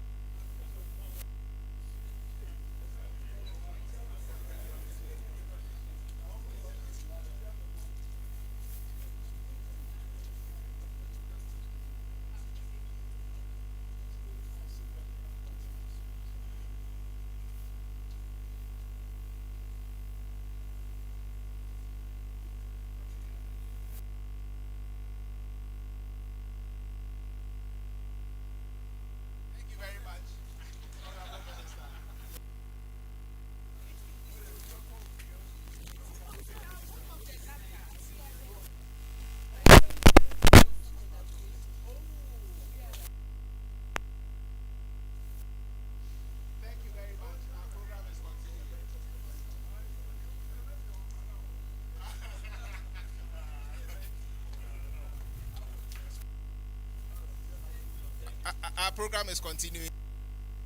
Please, our program is continuing.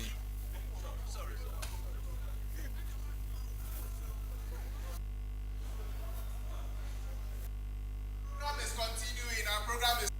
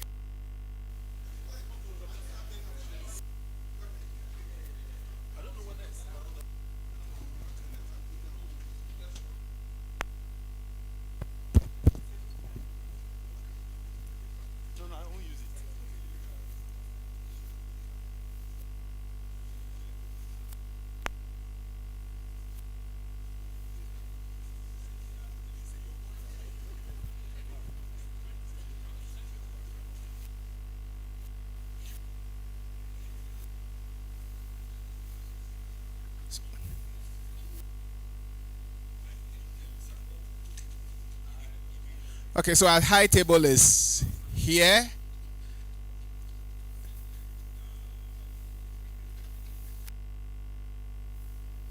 Thank you. Thank you all very much. Somebody commented that okay, the minister is not here, but he said he's a politician and a teacher. But if he was a reverend minister, he would have added another 45 minutes. So we thank God he's not a reverend minister in addition. So we'll continue with our program. And next we have a representative of the KNUST alumni to give us his remarks. Engineer William Amuna. You know, I was privileged to serve on the council of the Ghana Institute of Engineering with him at the same time. And the work that he has done, it is simply awesome and it is simply amazing. And VRA chairman said it when chief executive and our chairman for today said it when he was talking. Engineer Muna. Thank you, Harold. It's always said is it standing or riding or sitting on the already observed protocols. But the gentleman sitting next to me said not observed, but it's observed. So we should know how to pronounce that. Now, an interesting story. Somewhere in 1980, I entered KNUST. So when my chairman of KEEP said he left 1969, then I said I shouldn't mention this here. Then when I looked around, I saw people like Kenata and Kenzo also our age. They say monkeys play by sizes. So me too, I have my size that, you know. But interestingly, I entered KNUST with the chairman here, Emmanuel Chudakwa. We were classmates. I remember there was some room just like this, sloppy room C, yes. Faculty of Engineering, room C, and we left KNUST in 1985 because we're bad boys. We were sacked from the university for 1 whole year. So we entered VRA the same day in 1985 through national service, assistant engineer, whatever, and community till directors, and of course I became CEO, and he also became CEO. So that's the story between me and the chairman. Now, at the time that I was leaving KNUST, just about 30% of Ghanaians had electricity. I tell you, you'd be surprised. Now we're at 86%. One of the things that happened was that there was a major project known as NESRIP, Northern Electrification and System Reinforcement Project. Yeah. And I bet you about 95% or more of the engineers working on that project or who worked on that project were from KNUST. I remember Jabesh. I remember Apekon. Amakuba, Francis Tre, I mean so many engineers. So that tells you our contribution to the economy of Ghana. we have done really very well. Then comes next a subject that I would want to talk on. Normally, when NSMQ, I think it's ongoing now. I will mention my school that flopped a few days ago. We lost brutally. Now, but any time you hear of your school, Presec has then take the glory. When you hear that well, the chairman also went to Achimota. So when you hear of Achimota, doing well, then you also want to feel that you are part of it. I didn't go to Achimota. My children all went to Achimota. I hear Achimota doing well. I also think that I belong. Okay, so now comes the ratings of the universities. We normally hear of the best university in the world. They were talking about Harvard, how many billion, and like you said, people contribute. I contribute to Harvard every year, $250, I tell you. But now that the dollar has reached that place, I don't know whether I can still do that. But people contribute, alumni contribute. Today, I stand here on behalf of alumni. You have sent me here. I didn't come here myself. And what do we have to do to ensure time KNUST picks up any glory, we are part of it? We need to contribute to the progress of KNUST. It's very important. We just don't sit down, or you don't say you went to Achimota. When they do well in NSMQ, then you say, oh, Achimota. You didn't pay anything to Achimota. You didn't do that. The only way we can go forward is to ensure that we contribute to our university. It is true you have the big corporate bodies that can contribute. But I tell you, if you aggregate everything, in the end, alumni could actually contribute more than the corporate.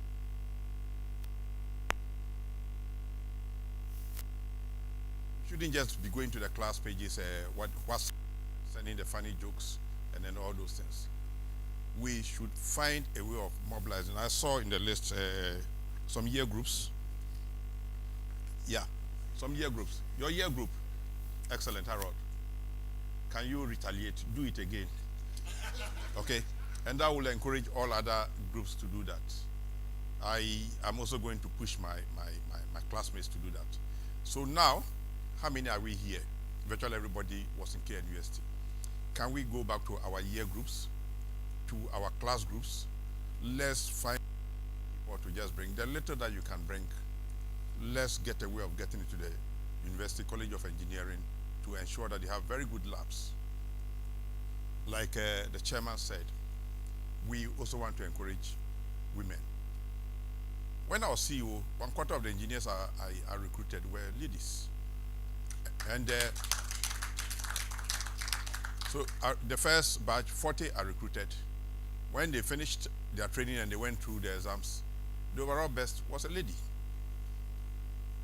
And out of the first 10, at least 4 of them were women. So imagine 10 out of 40 and out of 10. That kind of mathematics, I think now I've forgotten how to calculate it. But I'm sure I could have, So let's find a way of getting KNUST, College of Engineering, to function properly. And the only way we can do that as alumni is to contribute. Now, there's something they call MOMO. We have the MOMO number there. Unfortunately, yeah. So they are going to project all those things. The MOMO number is there. The other thing is that we have so many products dotted all over the world. All over.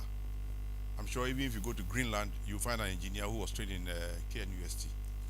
So wherever we are, I guess people are on Zoom and whatever listening to us. Wherever we are, we should be able to contribute. In the US, they have what they call Zelle. Is that Zelle?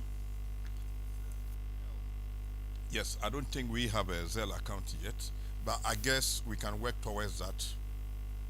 We can work towards getting a Zelle account. I have a foundation for education and I have a Zelle account. We should be able to work towards that so that we can get people all over the world contributing. Now, for those outside, you are not able to go through your Zelle, and you are not able to go through Momo, just call one of your relatives to just contribute something small. And let's challenge the corporate bodies, the big corporate bodies. Alumni, are we ready? Okay, we are. So can we do it? Yes, we can. So alumni, I urge everybody to contribute generously towards this endowment fund. And I tell you, in future, if we hear that KNUST is #1 in the world, then you also start rubbing your body to KNUST to tell everybody that yes, I belong to that group. Once I was there, I still belong to that group. Thank you very much. Thank you very much, Engineer Amuna. Straight away, we haven't reached that place yet, but start, those who are at the back, you have pledge forms. Start circulating it. We have just been motivated. Chairman, we don't have to wait till we get to that time. So the alumni have spoken. So immediately, start taking the pledge forms around. And please, we told the minister 50K. So we should be getting close. He's not an engineer. He's not an engineer. So the engineer is here. If the minister is giving 50K, we can try and get close. And oh, Engineer Muna, the people they are not taking the vibe. Okay, so next, please start taking the thing round and then let the people start pledging immediately. We are starting right now. How did they say it? Strike whilst the iron is hot. So when the alumni rep speaks, we act.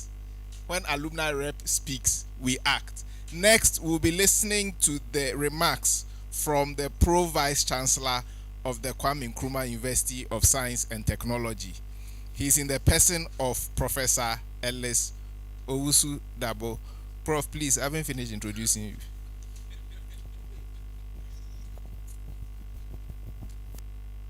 Pro Vice Chancellor intimidating me. When the Chancellor comes and stands behind you like that, then you can't even do the introduction. You know, I like to tell people that when I was a student and he was a student, he inspired me. So you can see, okay, Prophet Jerry is also here. They were in the same college. So you let me acknowledge them. Since my wife was also in their college, let me acknowledge them. Prophet Jerry, and then Prof. Ellis also that, I mean, medical school, the medicine and the pharmacy people, they think they are close to us. We will grant them that permission for today, just for today. So, Prof. Ellis also double. Okay, since I'm intimidated, I'll hand over to you. Well, Harold knows that whenever I was waiting for my time, I was just bidding my time to hold the microphone because he knows that he won't go away or I won't go away without a fight. But let me start by recognizing the chair, Engineer Nkwidakwa, Chief Executive of the Volta River Authority. We're delighted to have you here and to sit in chair. Let me also acknowledge Engineer Asari Abua, whom we've met a couple of times towards such projects. My Provost, College of Engineering, who happens to be outgoing, there's an incoming, Professor Kobna Brichum. Distinguished Provost, my own Provost, College of Health Sciences. I'll soon be rubbing it in, don't worry at all. Now I have the microphone. Deans, directors, esteemed engineers, distinguished ladies and gentlemen, it's indeed a pleasure to be here. Today we celebrate engineers, and so I wouldn't spoil the soup. But because he gave me a job, and I'm referring to Harold, and the chair also obliged, I'm forced to pass a comment that for all the celebrations that we have, and in fact we do celebrate the engineer, from the construction of bridges to all these wonderful space travel and everything that you do, there is no engineering that compares with the human body. There's none. There's absolutely nothing as looking at the capillary tissue under the microscope and seeing how beautiful everything is in order in the human body. And the person who looks at this, your guess is as good as mine. I want to today say that we celebrate you because of your accomplishments. We're very proud, and I've said this to the Provost of College of Engineering, the wonderful work that you're doing. There's a reason why we are here. And the Honorable Minister just left, but he was talking to us about the gross tertiary enrollment. And whilst we're proud of doing something around 20%, we're also aware that gaps exist. Gaps exist. And one of such gaps is funding. The funding gap. It's huge. And all of us are bemoaning the numbers. But something has been bequeathed to us, and it's in the numbers. And so whereas we have, free SHS and all the ramifications and people seeking certifications for different programs and so on and so forth, we cannot compromise on the quality of the training that we offer. And so for me, this endowment fund is timely. It's timely. It's been long in coming. I know that you've been planning this for the last 2 years, but this is a great idea. And I'm asking all of us, whether we're engineers or not, to support this. It is important that those of you who are hearing us from the virtual space, that, as has already been suggested from the various platforms that you belong to, that you activate your contribution and ensure that this endowment fund grows to support the College of Engineering. That is continuing to grow in numbers. Some of you, when you were there, your class sizes were, I don't know, when Engineer Asarebo was talking about the time he left school, it was a year after I was born in 68, so I was 1 year old when he left. And when I came to the university, not too, long ago, we were only 28 in class. We finished with 23. 2 had been dismissed, 3 had been repeated. Those were the days that you could easily be dismissed, for failing twice in a class at a medical school. And so, but today, my Dean, School of Medicine and Dentistry, just left the room. I'm not sure that Dean Anson is here. But in a medical school, you're talking, something around 320 on the average, and in engineering, for all the 18 programs, the provost is here, the numbers have skyrocketed. And yet we need the skill. We need the skills sharpened. We need the competencies in not just the degree, but in the skills and the knowledge. And so if we want to wait for government after 4 or 5 years to approve an increment in budget, which is not coming, so they promise that 15%, I'm not even sure after 4 years whether they're going to, and when you look at it, the academic facilities are feel that it's only a small component that comes to support, infrastructure and, the teaching support that we do, the laboratories, the state-of-the-art facilities. Some of the equipment we use are still very obsolete, which is why we're close to industry to ensure that, some of the facilities that you have, we are close to civilization, and students don't finish and then come and then they realize that, actually, all that we've been talking about has been in textbook. We want to be there so that they can handle it and say that we have done it and we have experienced it. It's not in a situation where everything is abstract. Engineering, certainly from what we heard from the minister and from what we know, is anything but creative. Obsolete. It has to be creative. It has to be, something that you imagine and bring to fruition. And that's what you have been doing. And so we want to encourage you to support this endowment fund that the College of Engineering has put together. And I want to speak on behalf of the Vice Chancellor and Management of the University that we will support this endowment fund and we will ensure accountability to you. We will make sure that we are open, we are transparent, and as the Provost indicated, there's a board that has been entrusted, and these are greats in our society, people who are time-tested with values and so on, and these are the people who are going to be managing the fund for us. And you can be sure that we would demand accountability both from the outgoing provost and the incoming, of course, management of the College of Engineering. And those words, I'd like to commend all of us for coming and for your painstaking effort in ensuring that this meeting and launch of the endowment fund is a success. Thank you so very much. Vice Chancellor has spoken. Let's put our hands together for him. Let's put our hands together for him. So the thing has gone round. If you are writing, write. But you see, one of the things we want is that in addition to the writing, I heard somewhere that when you go to the village and then there's fundraising and the chief comes and he 100,000, you don't put that one in your budget. Because when you go to collect, you say, "Oh, no, I gave it to motivate." It is. So today, we are not looking for motivation money. We are looking for the money. And I'm sure some of us here, Engineer Sophia Tijani is coming here from VRA, so Chief Executive. She's coming to help us see how we can donate. The one that we'll get now. The pledges are fine. Engineer Muna has told us, I decided, I've told Prof already long ago. So now annual contribution, courtesy of Engineer Amuna. I promise minimum 2,000 every year. Moving forward every year to the fund. That is what I'm doing. Engineer Sophia Tijani, come and show us the various ways in which we can donate. So that later, we prefer you do it now. If you are online, you can do it now. And Prophet Jerry, last job at the doctors before you go. You see, they say when something is bad, what do we say? It has been doctored.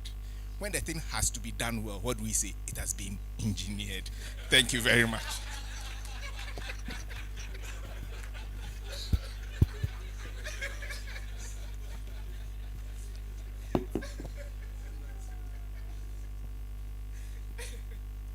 Okay. Mr. Chairman, Engineer Entridaka, may I request your permission to write on existing protocols, and also in addition acknowledge my branch heads. If I don't do that, I will not get my bonus. And so my deputy CEs are here. Deputy CEO E&O, Engineer Obin Kenzo, if you can just give us a wave. He's here. He's a product of Kenya University. And then DC Deputy Chief Executive Services, Engineer Kenneth Atta, sorry. That's what happens when you talk too much. Engineer Kenneth Atta, please give us a wave. Yes. He's also a very active alumni. And we've heard a lot today that we have a responsibility to help Kenya University, especially the College of Engineering. I'm on the power system platform, and we keep, lambasting what is happening in Ghana. We keep talking, we are not doing this, and then we compare ourselves to other developed nations. And I ask myself, it's okay to talk, but beyond the talk, what are we doing? Ladies and gentlemen, we have the opportunity to act. And so in acting, we believe that some of us may be busy, and so we cannot take our money to the bank. Some of us too may not feel safe to carry the money to the bank, but we want to make it easy for everybody. And so there are various electronic modes that you can use to donate. For those of us outside, if you're in the US, you can use Wave. When you use Wave and you Momo it, it's like sending money by Momo, but then you are using Wave as a mode. So maybe you would want to try it. Those, if you are listening from the US, just try it. We will display our Momo number first. And then those of us here, I believe we all have our smartphones. Let's just test it and see whether it works. Any amount. The Momo number. Any amount. So those joining us online,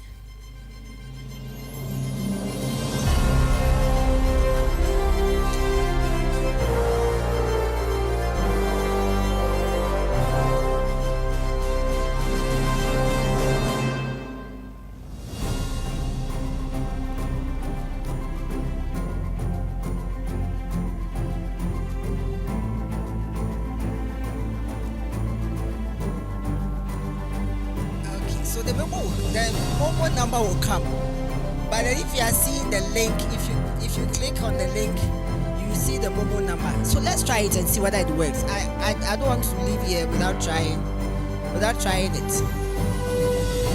So if we can take out our phones and try it, any amount.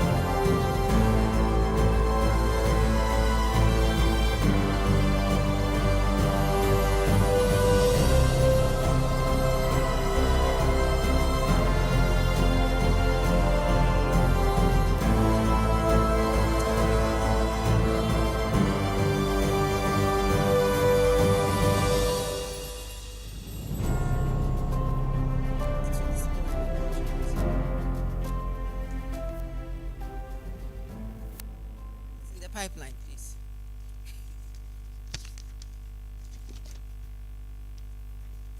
Okay, so the Momo number will be displayed, but if you go to KCEF, if you visit kceef.knust.edu.gh, if you click on that link, it will display the Momo number, and I believe Ms. Anyantechi, you are Professor Nyantechi or Dr. Nyantechi, you are writing it for me. Can I have the Bobo? Mister, please write it for me, please. Because we need to test it to see that it works. Any amount. 1,000 CDs, 100 CDs.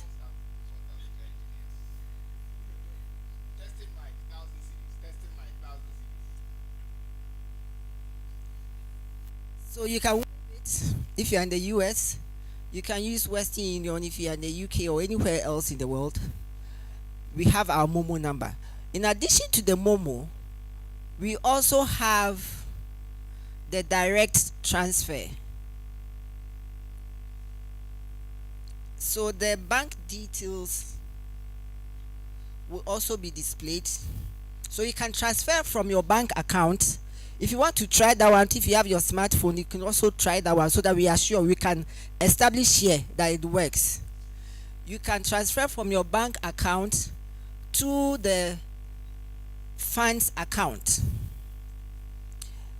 Alternatively, if you have a debit card, a credit card, you can also use a debit card or credit card to pay to the fund.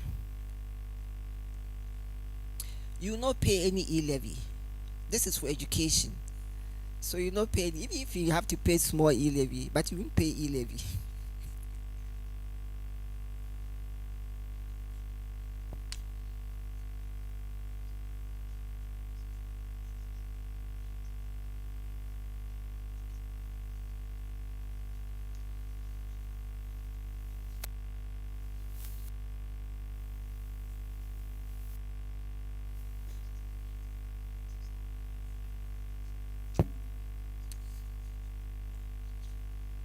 Okay, so if you go to www.knust.edu.gh and then you pause at the link. But then those of us who are there, you should see this is a simple form that you fill. You just fill and then submit.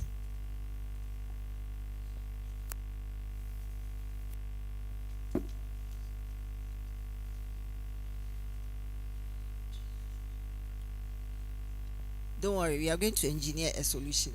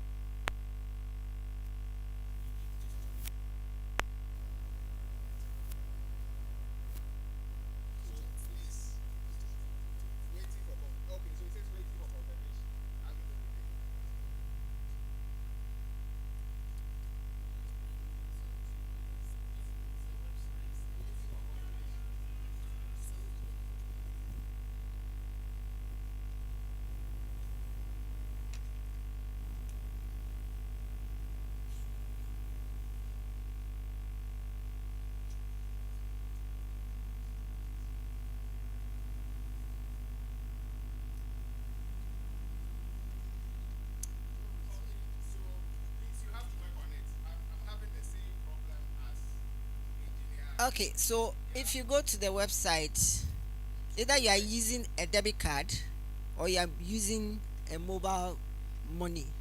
And for the mobile money, you have MTN, you have Vodafone, you have Airtel. So we'll get the Momo number so that those who are outside can do Wave or Western Union, and then we'll send it to our emails. But we can try it here. So right now, there are three of us who the money has been deducted from our accounts, but it still says pending. The money has been deducted. 1, 2, 3. We can see that the money has been deducted from our account, but we have not received. It says waiting for confirmation. So That message is still coming. So at least the money has been deducted, and we will follow up. Yes, I've clicked confirm, and then it still says waiting for confirmation. Yours has gone through. Find out if Richard is here from Stanbic. Richard from Stanbic, please, are you here to come and help us? So one person's own has gone through. 3 of us are waiting. Okay, so we see that it's good we tested this. It's good that we tested it here.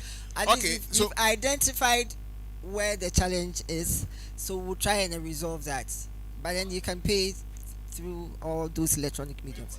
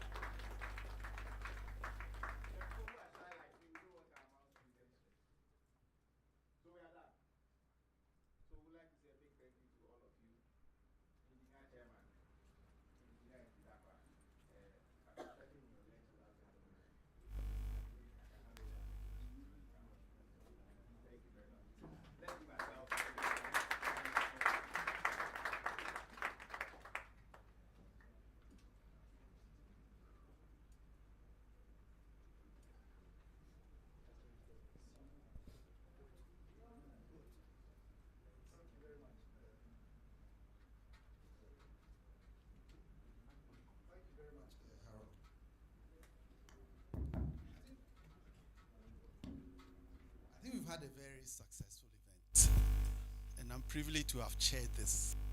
Thank you very much for making my life so easy. Thank you very much for making this event so successful. And Harold, done a good job. Thank you very much. We received a lot of pledges. We didn't add up the numbers. We are not in a church, so we will not add up the numbers. But we received very significant pledges. This is just the beginning as far as I'm concerned. We will continue this. I don't know what arrangements you have.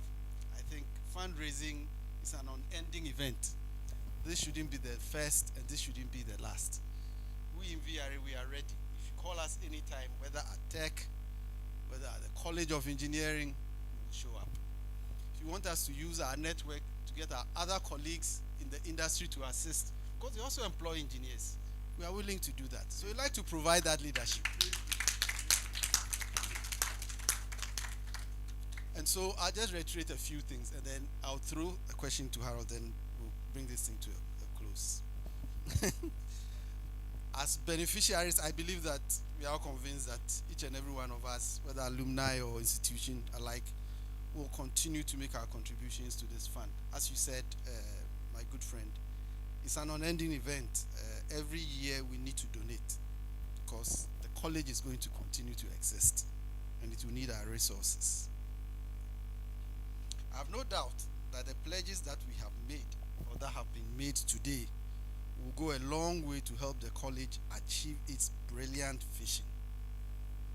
But achieving the vision is one thing, and accounting is also another thing.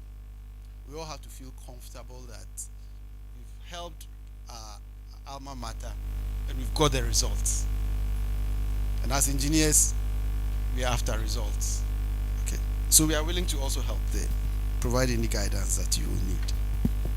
So I want to assure everyone here that, especially the college, that you can always count on us in VRA to support you. They will always be there. So my last point to you is, have a little, so that we just close. And I always do this at functions like this. I have only one disappointment. You know, as engineers, we should lead the digital age. What have we done here today to show that we are in the digital age? I'm the first culprit. I read from a piece of paper. You also read from a piece of paper. You read from a piece of paper. The minister came, piece of paper. Why couldn't we have a teleprompter or something here? Why couldn't we do that? So that's my challenge to you. And that's where it ends. Thank you very much. Just food for thought.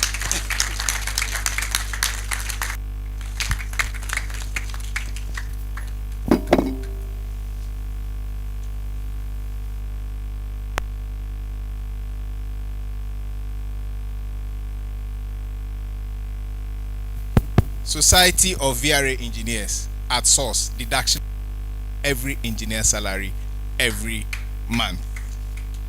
Let's give them a round of applause. And engineer president, VRA chief executive has put this to us. Right now, we have programs. We don't register manually again. You go there, you type, and you register, and it prints your card for you automatically. The way we are going. And we are going to take this one on board. Any program we organize hereafter, KNUST, College of Engineering, Prof, Ghana Institution of Engineering, we make sure that we prevent the use of paper. The only problem is that most of the time I read on a tablet. Then the journalists come, oh, Patrick, reports on my hand. That's the only problem.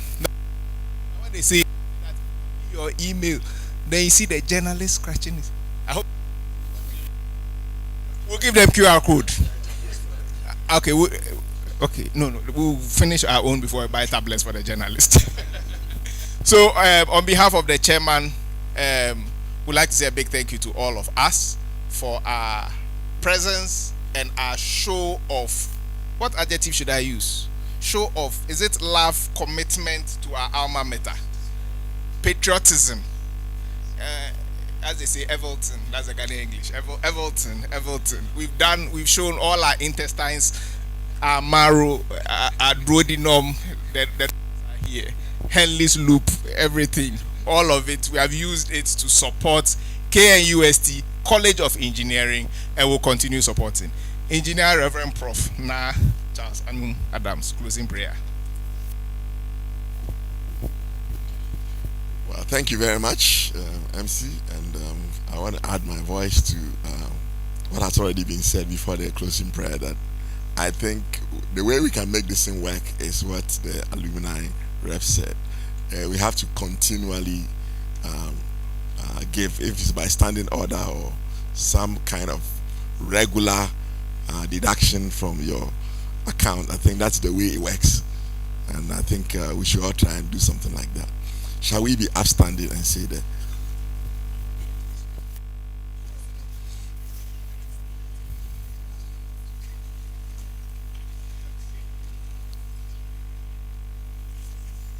Our Father, God, we thank you for a very wonderful program. We thank you for what we have seen, what we have heard, but there is so much more that lies ahead, and we pray that as we go, you grant us the strength, the mindset, the power to be able to deliver on our pledges, and also to be able even to give even much more than we have imagined, because what the target we have ahead is a big one, and it's for a good cause, and it's only you that can empower us and grant us the grace to be able to cover this and do it even continually. We thank you for everything.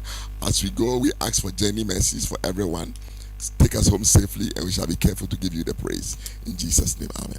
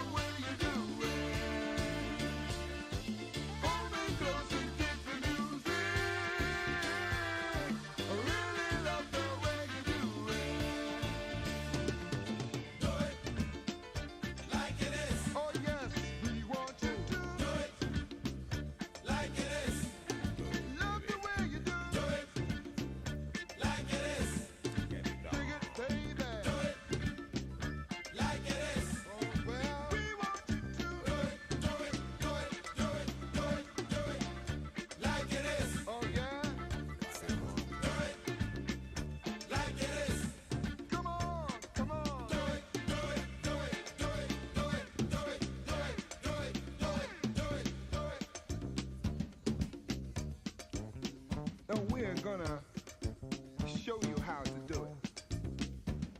See, first you push it, then you pull it, roll it, squeeze it, rock it, and then you funk it. Just do